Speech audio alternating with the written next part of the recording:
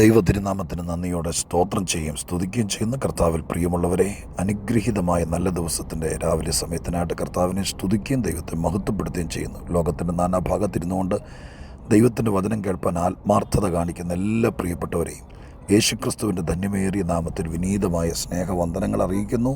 ഒരിക്കൽ കൂടി കർത്താവിൻ്റെ വചനം പങ്കുവയ്ക്കാൻ ദൈവം തരുന്ന ഈ അവസരം ഏറ്റവും ധന്യത നിറഞ്ഞ മുഹൂർത്തമായി കരുതിക്കൊണ്ട് ദൈവത്തെ മാത്രം മനസ്സിൽ ധ്യാനിച്ചുകൊണ്ട് നിങ്ങൾക്ക് നന്മകളും അനുഗ്രഹങ്ങളും പ്രാർത്ഥനയോടെ നേർന്നുകൊണ്ട് മഹാദൈവത്തിന് സ്തുതിയും സ്തോത്രവും സമർപ്പിച്ചുകൊണ്ട് ഇന്നത്തെ ചിന്തയ്ക്ക് ആധാരമായി ഉൽപ്പത്തി പുസ്തകം 15-ാം അധ്യായത്തിൻ്റെ 2-ാമത്തെ വാക്യത്തിൽ അബ്രഹാമിനോട് ദൈവം പറയുന്നൊരു പദം മാത്രം ഞാൻ നിങ്ങളോട് പങ്കുവെച്ച് ദൈവത്തിൻ്റെ ദൂതിലേക്ക് പ്രവേശിക്കാൻ ആഗ്രഹിക്കുകയാണ്. ദൈവം അബ്രഹാമിനോട് പറയുന്നു, ഞാൻ നിൻ്റെ അതിമഹത്തായ പ്രതിഫലവും പരിചയമാകുന്നു. ജീവിതത്തിൻ്റെ ഏറ്റവും കലുഷിതമായിരിക്കുന്ന ഒരു അന്തരീക്ഷത്തിൽ നീണ്ട നാൾ കർത്താവ് ചില കാര്യങ്ങൾ ചെയ്യുമെന്നുള്ള പ്രതീക്ഷയോടെ ആ വാഗ്ദത്തം കേട്ട് മുന്നോട്ട് നടന്ന അബ്രഹാം എന്ന വയോധികനായിരിക്കുന്ന മനുഷ്യൻ ജീവിതത്തിൻ്റെ പ്രത്യേക ഒരു സാഹചര്യത്തിൽ പകച്ചു നിന്ന് നീ എനിക്കെന്ത് ചെയ്തു തരും? എൻ്റെ അവകാശി ദമ്മശേക്കുകാരനായിരിക്കുന്ന എലയാസർ തന്നെ ആയിരിക്കുമോ എന്ന് ചോദിച്ച് ദൈവത്തോട് നീ എനിക്ക് മക്കളെ തന്നിട്ടില്ല എന്ന് പദവും പരിഭവവും പറഞ്ഞു നിൽക്കുന്ന വേളയിൽ അതിനോടനുബന്ധപ്പെട്ട് ഈ വാക്ക് ആദ്യമാണ് എഴുതിയിരിക്കുന്നതെങ്കിലും ആ മനസ്സറിഞ്ഞ ദൈവം ആ പശ്ചാത്തലത്തിൽ പറഞ്ഞൊരു വാചകമാണ് ഇന്ന് എന്നെ ഏറെ ചിന്തിപ്പിക്കുകയും നിങ്ങളോട് പങ്കുവയ്ക്കാൻ വേണ്ടി പ്രേരിപ്പിക്കുകയും ചെയ്തത്. ആ വാക്കിങ്ങനെയാണ്, ഞാൻ നിൻ്റെ അതിമഹത്തായ പ്രതിഫലമാണ്. ദൈവം പ്രതിഫലം കൊടുക്കുന്നവനാണെന്ന് വേദപുസ്തകത്തിൽ അനേക ഭാഗത്ത് എഴുതിയിട്ടുണ്ട്. എന്നാൽ ദൈവം തന്നെ പ്രതിഫലമാണ് എന്നെഴുതപ്പെട്ടിരിക്കുന്ന ആ വാക്ക് ഏറ്റവും ആശ്ചര്യകരമാണ്, മറ്റാരോടും പറയാത്തതാണ്, ഏറ്റവും ചിന്തനീയമാണ്. ആ ഒരു വാക്കിനകത്ത് ദൈവം നിർത്തിയില്ല. ദൈവം അബ്രഹാമിന് മക്കളെ കൊടുത്തു, ഒരുപാട് മക്കളുടെ പിതാവായി, ബഹുജാതികൾക്ക് പിതാവായി ദൈവമായ കർത്താവ് നിലനിർത്തി. ഇതൊക്കെ ശരിയാണെങ്കിലും ദൈവം പറഞ്ഞ വാക്ക്, ഞാൻ നിൻ്റെ അതിമഹത്തായ പ്രതിഫലമാകുന്നു. പ്രിയപ്പെട്ടവരെ, സർവശക്തനായ ദൈവത്തെ നമുക്ക് പ്രതിഫലമായി കിട്ടുക മറ്റെന്ത് കിട്ടുന്നതിനേക്കാൾ സാധാരണ പ്രതിഫലം എന്നത് വേദപുസ്തകത്തിൻ്റെ ഒരു പ്രത്യേക പ്രയോഗമാണ്. ദൈവത്തിൻ്റെ പക്കൽ നിന്ന് നമുക്ക് കൂലി കിട്ടും, ദാനം കിട്ടും, ഓഹരി കിട്ടും, അങ്ങനെ ഒരുപാട് കാര്യങ്ങൾ കിട്ടും. എന്നാൽ പ്രതിഫലവും കിട്ടുമെന്ന് എഴുതിയിട്ടുണ്ട്. പ്രാർത്ഥിക്കുന്നതിന്, ഉപവസിക്കുന്നതിന്, ഇതിനെല്ലാം പ്രതിഫലമുള്ളതിനെക്കുറിച്ച് വേദപുസ്തകത്തിൽ വായിക്കുന്നു. നീതിമാൻ ഒരു പ്രതിഫലമുണ്ടാകും നിശ്ചയം എന്ന് തിരുവെഴുത്തിൽ വ്യക്തമായിട്ട് പരാമർശിക്കുന്നുണ്ട്. ഇതൊക്കെ ദൈവസന്നിധാനത്തിൽ പ്രാർത്ഥിക്കുന്നതിനും ജീവിക്കുന്നതിനും അങ്ങ് സ്വർഗത്തിൽ ചെല്ലുമ്പോൾ നമുക്ക് കിട്ടാനിരിക്കുന്നതൊക്കെ സത്യമാണെങ്കിലും ഭൂമിയിൽ ജീവിച്ചിരിക്കുമ്പോൾ ദൈവം തന്നെ പ്രതിഫലമായി ഈ ലോകത്തിലായിരിക്കുക എന്ന് പറയുന്നത് ഒരുപക്ഷെ മനുഷ്യനെ സംബന്ധിച്ച്, ചിന്തിക്കുന്നവനെ സംബന്ധിച്ച്, ഒരു ഭക്തനെ സംബന്ധിച്ച് ഏറ്റവും വിലപ്പെട്ടതായിരിക്കാം. കർത്താവിൻ്റെ സന്നിധാനത്തിൽ അബ്രഹാമിനോട് ദൈവം പറഞ്ഞു, നിനക്ക് എന്തൊക്കെ, ആര്, എന്ത്, എവിടെ, എങ്ങനെയൊക്കെ ഉണ്ടെങ്കിലും ഞാൻ നിൻ്റെ പ്രതിഫലമാണ്. എന്നെ കേൾക്കുന്ന പ്രിയപ്പെട്ടവരെ, ഒരുപക്ഷെ ലോകത്തിൽ നിന്ന് നമുക്കൊന്നും കിട്ടാനില്ലായിരിക്കാം, ലോകക്കാരൊന്നും തരാനില്ലായിരിക്കാം, ഒരുപാട് പ്രാർത്ഥനയുടെ മറുപടികൾ ഇന്നും നമുക്ക് അവശേഷിച്ചിരിക്കുകയായിരിക്കാം. എങ്കിലും കർത്താവിൻ്റെ ആത്മാവിൽ ദൈവത്തിൻ്റെ തിരുസന്നിധാനത്തിൽ ദൈവത്തിൻ്റെ പാദപീഠത്തിൽ ജീവിക്കുമ്പോൾ ഒരു വാക്ക് ഞാൻ അധികം ദീർഘിപ്പിക്കാതെ പറഞ്ഞ് ചുരുക്കി പ്രാർത്ഥിക്കാൻ ആഗ്രഹിക്കുകയാണ്.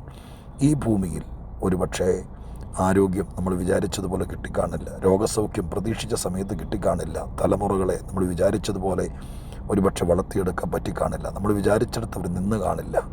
സ്തോത്രം. ഒരുപാട് ഭാരങ്ങളും പ്രയാസങ്ങളും ഒക്കെ ആത്മീക ജീവിതം നയിച്ചിട്ട് എത്തിപ്പറ്റേണ്ട സ്ഥലത്ത് എത്തിപ്പറ്റാതെ, കിട്ടേണ്ടത് കിട്ടാതെ, ആഗ്രഹിച്ച തുറമുഖത്തെത്താതെ, പ്രാർത്ഥിച്ചതിന് മറുപടി കിട്ടാതെ കാലങ്ങൾ നീണ്ടുപോകുമ്പോൾ സ്വർഗസ്ഥനായ ദൈവം ആശ്വസിപ്പിക്കാൻ വേണ്ടി പറഞ്ഞൊരു ഭംഗിവാക്കായി കരുതണ്ട. ദൈവാത്മാവ് പറഞ്ഞ വാക്കിതാണ്, ഞാൻ നിൻ്റെ അതിമഹത്തായ പ്രതിഫലമാണ്. എന്നെ കേൾക്കുന്ന പ്രിയപ്പെട്ടവരെ, ജീവിതത്തിൽ ദൈവത്തെ പ്രതിഫലമായി കിട്ടുക, ഇത്രയും നാളും ജീവിച്ചതിന്, ഇത്രയും നാളും മുമ്പോട്ട് പോയതിന് ദൈവത്തെ കിട്ടി എന്ന് പറയുന്നത് ഏറ്റവും ശ്രേഷ്ഠമാണ്. പുതിയ നിയമത്തിലെ 2 വാചകങ്ങൾ പറഞ്ഞ് ഞാൻ അവസാനിപ്പിക്കാം. യോഹന്നാൻ്റെ സുവിശേഷം 2-ാം അധ്യായത്തിൻ്റെ അവസാന ഭാഗത്തേക്ക് വരുമ്പോൾ യഹൂദന്മാരുടെ പെരുന്നാളിൻ്റെ ദിവസം അനേക അത്ഭുതങ്ങളും പ്രവൃത്തികളൊക്കെ യെരൂശലേമിൽ കർത്താവ് ചെയ്യുമ്പോൾ അവിടെ എഴുതിയിരിക്കുന്നൊരു വാക്കുണ്ട്, അവർ കർത്താവിനെ വിശ്വസിച്ചു എങ്കിലും അവൻ എല്ലാവരെയും അറിയുകയാൽ തന്നെത്താൻ വിശ്വസിച്ച് അവരുടെ പക്കൽ ഏൽപ്പിച്ചില്ല. അതിനർത്ഥം രോഗസൗഖ്യം കിട്ടി, വിടുതൽ കിട്ടി, അത്ഭുതങ്ങൾ നടന്നു, പക്ഷേ യേശുവിനെ അവർക്ക് കിട്ടിയില്ല. ദൈവം അവർക്ക് അവരുടെ പക്കൽ ഏൽപ്പിച്ചു കൊടുത്തില്ല. യഹൂദന്മാരെ അറിയാമായിരുന്നു, എല്ലാവരുടെ മനസ്സറിയാമായിരുന്നു, അവർക്ക് യേശുവിനെ കിട്ടിയില്ല. പൗലോസ് അപ്പോസ്തലൻ ഫിലിപ്പിയ ലേഖനത്തിൽ പറയുന്നൊരു വാക്കുണ്ട്, ഞാൻ എല്ലാം സഹിക്കുന്നു ക്രിസ്തുവിനെ നേടേണ്ടതിനാണെന്ന്. യേശുക്രിസ്തുവിനെ കിട്ടുക എന്ന് പറയുന്നത് ഏറ്റവും വലിയ ഭാഗ്യമാണ്. കർത്താവിൻ്റെ ദാനം കിട്ടുന്നതിനേക്കാൾ, ഒരടയാളം ലഭിക്കുന്നതിനേക്കാൾ, അത്ഭുതം നടക്കുന്നതിനേക്കാൾ, രോഗസൗഖ്യ വിടുതൽ എന്തു നടക്കുന്നതിനേക്കാൾ ക്രിസ്തുവിനെ കിട്ടുക പുതിയ നിയമത്തിൻ്റെ ഭാഷയിൽ. ഇന്ന് എന്നെ കേൾക്കുന്ന പ്രിയപ്പെട്ടവരോട് പറയാം, പ്രാർത്ഥനയുടെ മറുപടി അല്പം താമസിച്ചാലും, ഒരുപക്ഷെ ചോദിച്ച കാര്യങ്ങൾ അതുപോലെ ലഭിക്കാതെ പോയാലും ക്രിസ്തുവിനെ കിട്ടി എന്നൊരു ഉറപ്പ്, കൊലോസ്യ ലേഖനം 1-ാം അധ്യായത്തിനകത്ത് പറഞ്ഞിരിക്കുന്നത് പോലെ ആ മർമ്മ മഹത്വത്തിൻ്റെ പ്രത്യാശയായ ക്രിസ്തു നിങ്ങളിൽ വസിക്കുന്നു എന്നത് തന്നെ, യേശു ക്രിസ്തു ഉള്ളിൽ വസിക്കുന്നതിൽ ഉറപ്പോടെ ജീവിക്കുന്നതിനേക്കാൾ ധൈര്യം ഈ ലോകത്തിൽ മറ്റൊന്നുമില്ല. 1000 പട്ടാളക്കാരുടെ നടുവിലോ എത്രയും ശക്തമായ ഒരു സെക്യൂരിറ്റി വിങ്ങിൻ്റെ നടുവിലോ സുരക്ഷിതനായി ജീവിക്കുന്നതിനേക്കാൾ യേശു ക്രിസ്തു അകത്ത് വസിക്കുന്നു എന്നുള്ളത് ഒരു ഭക്തനെ സംബന്ധിച്ച് ഏറ്റവും വലിയ ധൈര്യമാണ്. ഞാൻ അവസാനിപ്പിക്കുമ്പോൾ അബ്രഹാമിനോട് പറഞ്ഞത്, പൗലോസ് ആഗ്രഹിച്ചത്, യേശു ക്രിസ്തു പ്രസ്താവിച്ചത്, പൗലോസ് പറഞ്ഞത്, ഇതെല്ലാം ചേർത്ത് വെച്ച് പറയാം. ഒന്നും കിട്ടിയില്ലെങ്കിലും, ഇനി കിട്ടാൻ വൈകിയാലും, പ്രതീക്ഷിച്ചതുപോലെ നടന്നില്ലെങ്കിലും ദൈവം എൻ്റെ പ്രതിഫലമാണെന്നും എൻ്റെ കർത്താവിനെ എനിക്ക് കിട്ടിയെന്നും ആ ഒരു ഉറപ്പോടെ മുന്നോട്ട് പോകുമ്പോൾ ജീവനും ഭക്തിക്കും വേണ്ടതെല്ലാം നൽകി ദൈവം നമ്മെ മാനിക്കും. നിങ്ങളെ ഈ വാക്കുകളാൽ ഇന്നത്തെ ദിവസം ധൈര്യപ്പെടുത്തട്ടെ എന്ന് പറഞ്ഞുകൊണ്ട് പ്രാർത്ഥിക്കാം. പരിശുദ്ധ ദൈവമേ, ഞങ്ങളുടെ സ്വർഗീയ പിതാവേ, ഞങ്ങൾ ദൈവത്തോട് പ്രാർത്ഥിക്കുന്നു. കാരുണ്യവാനായ കർത്താവേ, ഈ ലോകത്തിൽ എല്ലാം കിട്ടിയിട്ട് മടങ്ങിപ്പോയ ആരുമില്ല. എല്ലാ ആഗ്രഹങ്ങളും നിറവേറി കിട്ടിയിട്ട് പോയവരില്ല.